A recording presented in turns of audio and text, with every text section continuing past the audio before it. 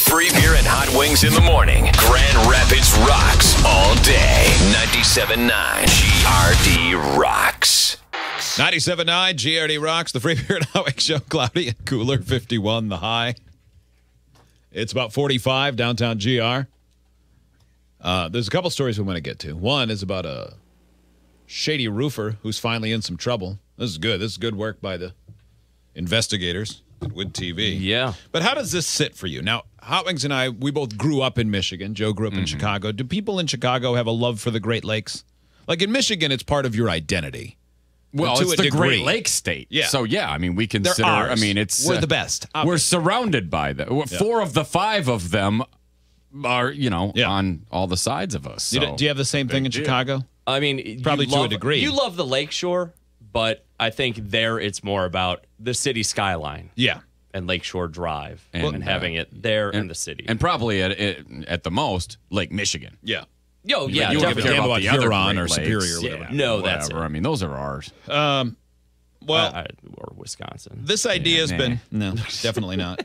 This idea has been floated around for a long time, and people have talked about that. But a NASA scientist, this from WCCM's website, has put it out there again that it is just a matter of time until we are piping the abundant Great Lakes water to cities out west, such as Phoenix in Las Vegas. Oh, I can't believe that. That's crazy that, all of our fresh water would go to those places that shouldn't have life in them. Yeah, don't build a city where there is no water. That would be the responsible thing to do. I really don't understand that. Yeah, time to make your cities ghost towns. Sorry. Do you know what we get for putting up with harsh winters? Water. Right. Abundant, fresh, clean water. That's the trade-off. Yeah, I'm glad you want to have year-round great weather, but you live in a desert. And so then if it does get piped, sell it like oil. Mm-hmm. Yeah. Yeah. Yes. Right? Fine. We're all rich. Yeah. Yeah. It's like Yemen. When does that kick in where we have all this fresh water? Yeah. So we are like Yemen. It's Qatar. more valuable. Yeah. Yeah. But no, I mean, then we'll talk about seceding. It says the idea has been dismissed for as long as it's been pitched, with adamant opposition from the Great Lakes states and with Canada. But the latest person to see large-scale Great Lakes water diversions as a future likelihood is the chief water scientist of NASA's Jet Propulsion Laboratory in California. A hydrologist and senior water scientist in California raised the possibility and likelihood in an interview on April 4th. And he went on to say that you might imagine that there's a giant bullseye on the Great Lakes when you look at it from high above for the rest of the country. Because there's so much fresh water, you can imagine 50 years from now, there will be a pipeline that brings water from the Great Lakes to Phoenix. That's part of the inevitable future. Why Phoenix? Phoenix? No. Screw Phoenix. I'd give it. I would give not it even to, that great. I'd give it to California before I give it to Phoenix. At least California could use it for farming. At least I could go there and enjoy it. Yeah. When was the last time you got a fruit or a vegetable from Arizona? When was the last time I felt like going there on vacation? Yeah. The Super Bowl was great. That was a lot of fun with you guys, but that was fun. But that's not because it was there. Leisure time there. No. Yeah, and you're right. No, it's not because it was there. You don't have cuddly, cute-looking wildlife. You don't have nice things to look at. You don't have anything. I mean, at least northern Arizona. You start to get into the mountains and things like that. You get some different things to look at. There, it's just flat and ugly. There's better mountains. And they say it's a far-fetched proposal because the cost of doing it also legally because of the pact with the Great Lakes states and Canada. There would have to be the president citing national security or safety state of emergency, and then it would cost billions of dollars to transfer the water. Yeah. But Here's they what you say gotta it's do. not as far-fetched as people believe. There was a time when the idea of splitting Panama with the canal was far-fetched and ludicrous, and then they did it, and obviously everyone's glad they did. Well, it's obvious to me that Arizona is just going to become a corporation that bottles water, and then they will get whatever they want for nothing. Yeah. Well, that's true. And I think part of it, like the comparison with the Panama Canal, I think mostly that was ludicrous because they didn't think that they literally could engineer it. The technology. But in 50 years, the technology may leap forward, is what he's saying. But see, like that doesn't I would have thought that they could do it now. You can pump oil that far. Why couldn't you pump water that far? So to me, it's not like the logistics of it. It's just no, you can't have it. Like the Panama Canal, you could put a bridge over the top of the canal. Great, you can get boats through. Who cares? Nobody's really losing a resource at that point. Yeah. This, yeah, there's a reason why, like in the middle of the winter, I'm freezing my balls off, blowing snow off my driveway, and that's because in the late spring, early fall, and throughout the summer, it's freaking awesome here. Yeah. Too bad. Hopefully. They could move the water, but the value of the water, like oil is so valuable that it's sort of like the oil sands up in Canada. Yeah. They could get it out. It just wasn't worth it before, but in 50 years, we'll see. Yeah, all right. Well, you're that starved for it, fine. I got a pond in my backyard. You can start sucking the water out of that thing. Yeah, please, take losers. it. Take all the puddles. Mm-hmm. Yeah. So this unlicensed builder, I saw this story last week, and I assume it's a follow-up on the same crook. That's what I'm guessing. Who was ripping people off. I'm sure, but who knows? I mean, it's a roofer. Yeah, no kidding. With Wood TV. Criminal charges against an unlicensed contractor accused of preying on a West Michigan couple. One day after Target 8 exposed Upton's quality construction for shoddy work, prosecutors charged the owner with operating without a builder's license. New at 6, Target 8 investigator Susan Samples is hearing from people who want to help the desperate couple. Brian and Sue, prosecutors took action against Dennis Upton after Target 8's alert. Now West Michigan is taking action too, setting up fundraising pages to help get the botched roof job fixed. Just a mess. It looks like a before picture. Nothing is done correctly. But this is after Upton's quality construction. God. It looks like if I asked my kids to do it. Yeah. I don't know, man. It's so bad. They could have run this as B-roll for damage in that tornado or near tornado, whatever it ends up being determined. There's shingles missing. Yeah. It looks pretty good to me. Yeah. I couldn't do that. Redid the roof on Randy and Denise Shattuck's Ionia home. He will not take a call. He will not respond. Owner Dennis Upton disappeared as soon as the Shaddocks paid him in full $11,000. What's worse, Ionia's building inspector then told the Shaddocks that Upton never pulled the required permit and didn't build the roof to code. Despite his claims, Target 8 discovered the 24 they got screwed. I'm laughing at how ridiculous this roofing job is. It is terrible. It is. It's just crazy. 4-year-old didn't have a builder's license either. The Shaddocks are grateful that they have their faith. Everyone over my faith, I don't know where I'd be because I have so much anger toward him. His company is not funny. Sorry. Denise works from home and takes care of Randy, who's on disability. It'll be tough to come up with the $20,000 needed to rip out and redo Upton's work. Oh, if I'm a builder, I am all over this. Yeah. Because 1, it's the right thing to do. 2, awesome PR. Yeah. I mean, this is win-win. Right. Because they got to, and plus it's a fairly easy-looking roof. It's nearly flat. Yeah. Yeah. This isn't like one of those crazy McMansion things with like 48 different peaks and valleys on it. This is like a one-day job for a good crew. It's pretty much a glorified tool shed. It makes me think of a headline I saw earlier today. I think there might be a builder who's already like, I'll do it. I wouldn't be Maybe. surprised. We'll help this lady out. Because it would, especially, you would get out into those farming areas like Ionia and whatever, I mean, there are some good people there. Yeah. So I got to imagine. Not like the big city, said Hot Wings. No, again, victimizing the big city. Hell no. Not like the scumbags in the downtown. Yeah. I want to know that he's going to pay for it in some fashion or form, but he isn't going to do it to other people.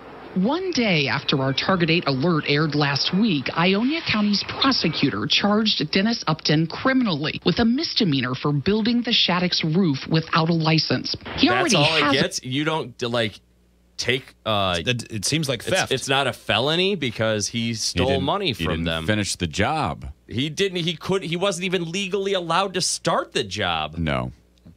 He should have to pay back not only every dime, but then be fined. Right. And everything else.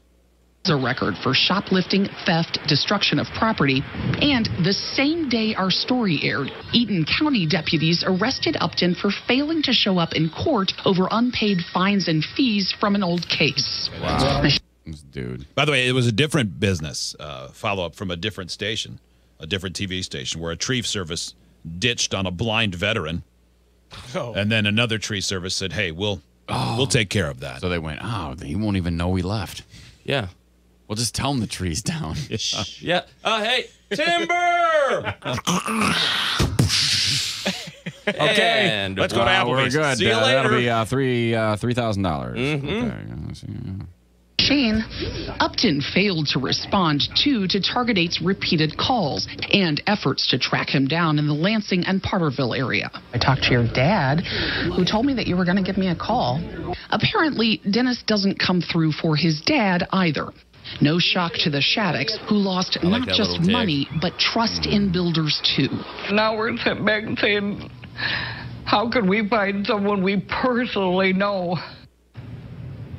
If you want to help the Shaddocks, there are pages set up on 2 websites now, GoFundMe and a newer site called You Caring. You can find the links inside my story and advice on how to check out contractors before you hire them. Just click on the Target 8 tab to find the story. And Brian and Sue, we will, of course, track that fundraising effort, which is in its infancy right now. So we'll see how that goes. And also we'll track the criminal case, of course, against Dennis Upton. Right. But I know I have heard from people who want to help these folks. Right. So I'm thinking we're going to see that fundraising effort take off here. That's good. And you've got to be so careful because it's that time of the year and these contractors are busy. They're backed up. And so you may be looking to get that job done. You're desperate. That's how they take advantage You're of desperate. Don't get that desperate. And not all contractors, by the way. There are plenty of really good ones. In fact, there's more good ones than there are bad ones. And that's not real. I know that's not what he was saying, but it kind of left it seem like, well, that's how the contractors will get you. Yeah. But I think what he was trying to get at and did so poorly is that a lot of the good contractors are super busy this time of the year, which is why the grifters, it's easy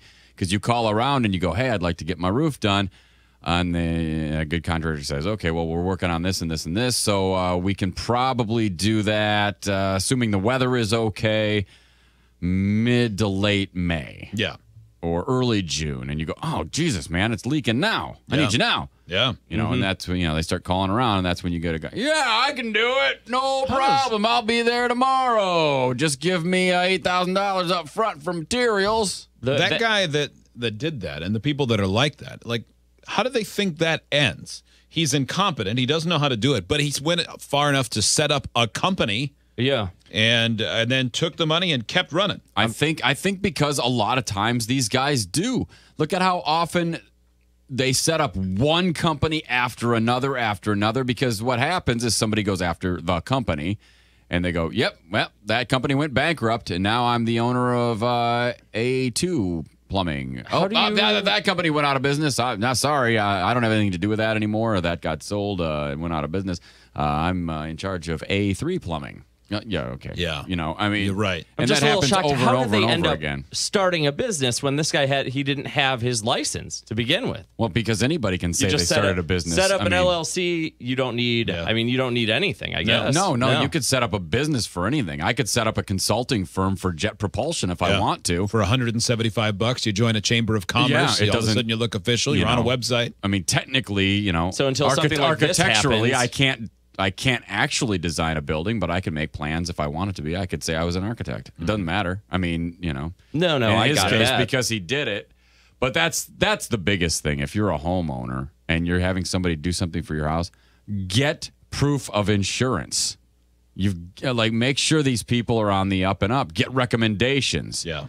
Like anybody I've had do any work, you go, can I see some of your recommendations? Can I see some of the work you've done?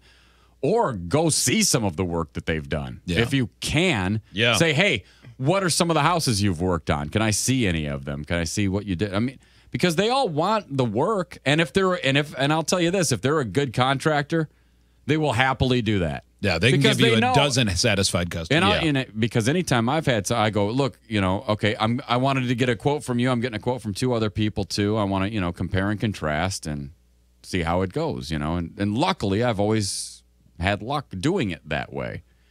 And then, once you meet a few people, then you can ask other people, hey, you're too busy for this job. Is there anybody else that, you would recommend that, used to work for you or whatever? Oh, yeah. Sure. Right. If they're good, they'll happily tell you that. If they won't happily tell you that, that means they're probably a scumbag.